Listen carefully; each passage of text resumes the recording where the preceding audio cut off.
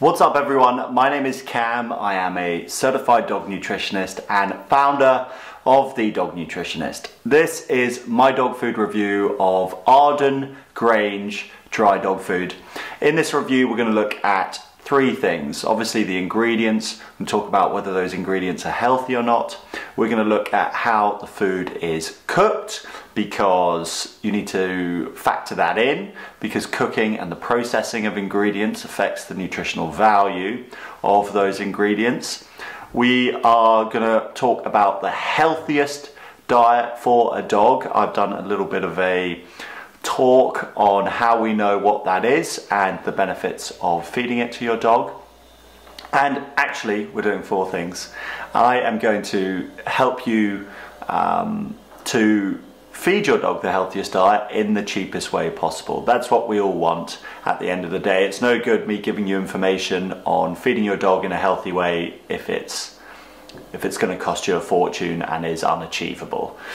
So yeah, I hope you enjoy this dog food review as much as you possibly can. If you find this video enjoyable, I've got loads more that you can watch on dog nutrition.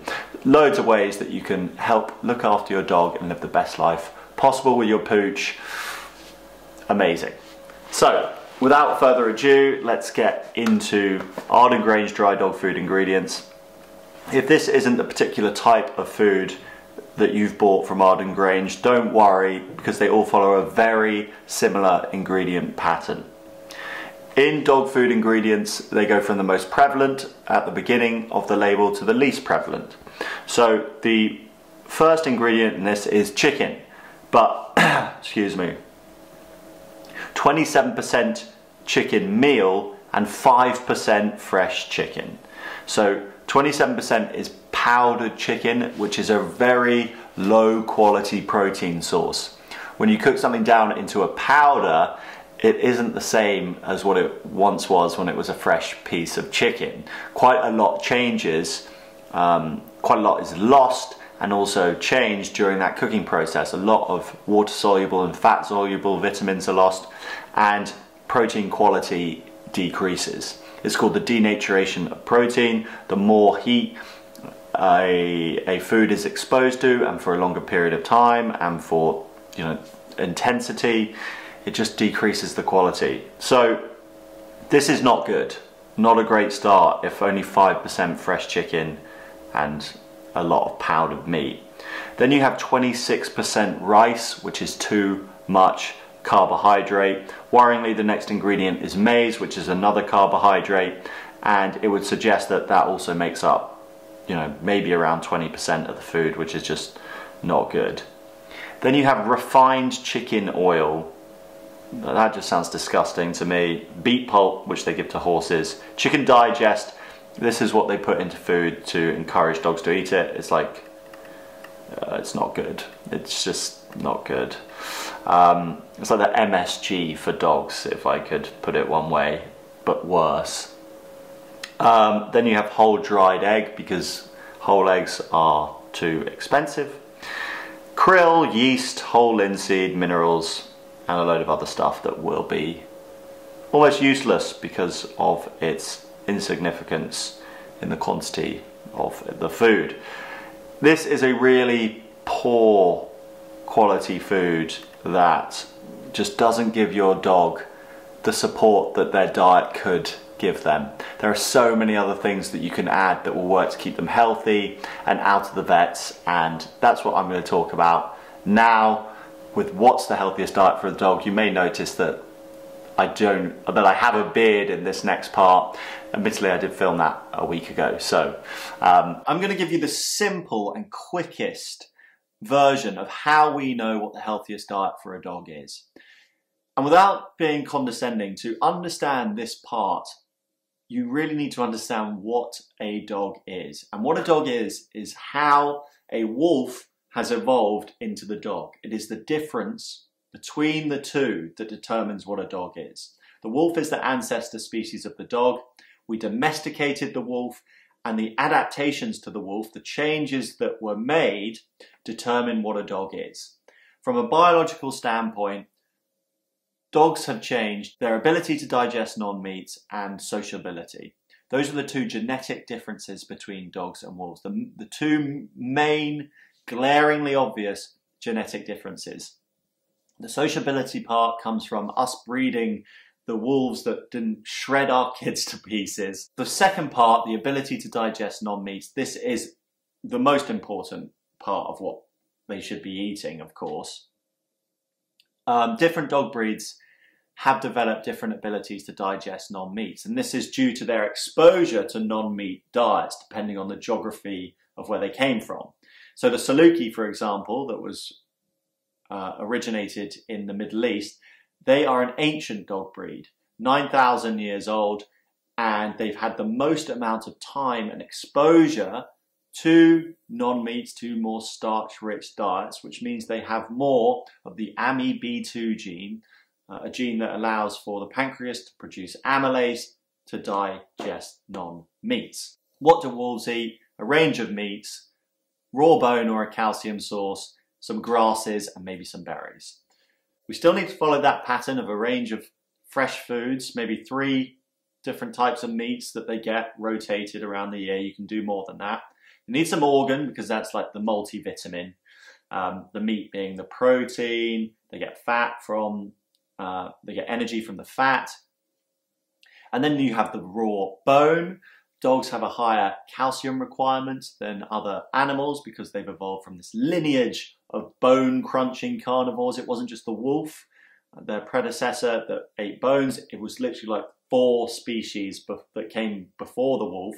There's 50 million years of evidence of these bone-crunching carnivores, and you can still see that evidence in your dog's mouth. Quite literally, those razor-sharp molars are for crunching teeth. Other evidence that dogs should be chewing bones is that periodontal disease is one of the most common issues that face modern dogs, and that's because they're not chewing bones, they're not getting raw bones. Then you have the non-meats, and you can use the vegetables that your dog enjoys, or the ones that provide health benefits. You can use fruits like berries, which have been shown to be anti-cancer, apple, just incorporate these non-meats into your dog's diet. In terms of carbohydrates, I don't recommend you go over the 20% mark, and try to use squash and sweet potato, which are easiest on your dog's digestion. That really is how you piece together an understanding of your dog's digestion. It is the difference between the wolf and the dog, and the differences aren't that big.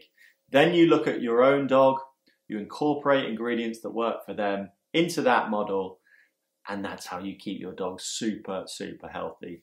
All of that stuff on balancing all these diets, the NRC, National Research Council, the AAFCO feeding requirements, the FED-IAF feeding requirements, it's all nonsense. It's all total bullshit designed to scare you off making food.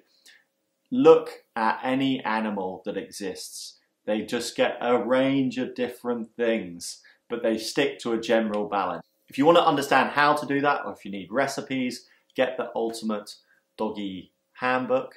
I don't know why I call it that. Get the Ultimate Dog Food Handbook. And also I've got a free dog nutrition course here on YouTube that you can watch to learn more. All right, so that's how we know what the healthiest diet for a dog is. How can you do that at a cost-effective rate? Because meat prices are extortionate. Dogs need lots of meat. They need some variety. How can you do this when you wouldn't feed yourself a diet that high in meat, and you wouldn't spend that much money on your own diet? Well, you can source cheap meat online. I buy venison from a venison wholesaler. I buy the offcuts, which are the bit that the butcher, it's like, I found that butchers are pretty lazy. They're not like razor sharp with trimming the fat off of the deer, and they leave loads of meat on there. You buy the offcuts and you just separate the meat from the fat, and it only works out to be about £5 per kilogram. You have all this lovely wild-reared venison meat for £5 a kilogram, and that is pretty much cheaper than any dog food you can get. Once you can source meat for around, you know, £10, less than £10 a kilogram, you can make a homemade meal for your dog cheaper than buying a pre-made meal. And those meals are made from fresh foods, ingredients your dog likes, so healthy, so natural, so healthy. It's going to keep them out of the vet, and it's going to save you money in those vet bills, and it's most importantly going to mean that you get to spend as long as possible with your dog. So we know what a healthy diet is. It is possible to do in a cost-effective manner if you do the research into meats, sourcing good quality cheap meats, and if you have the recipes which you can find in the Ultimate Dog Food Handbook. I hope you've enjoyed watching this video, and if you have, I've got loads more on my channel. Please do watch them and share them with your friends if you think that they need some dog nutrition advice, because everyone does. Everybody does.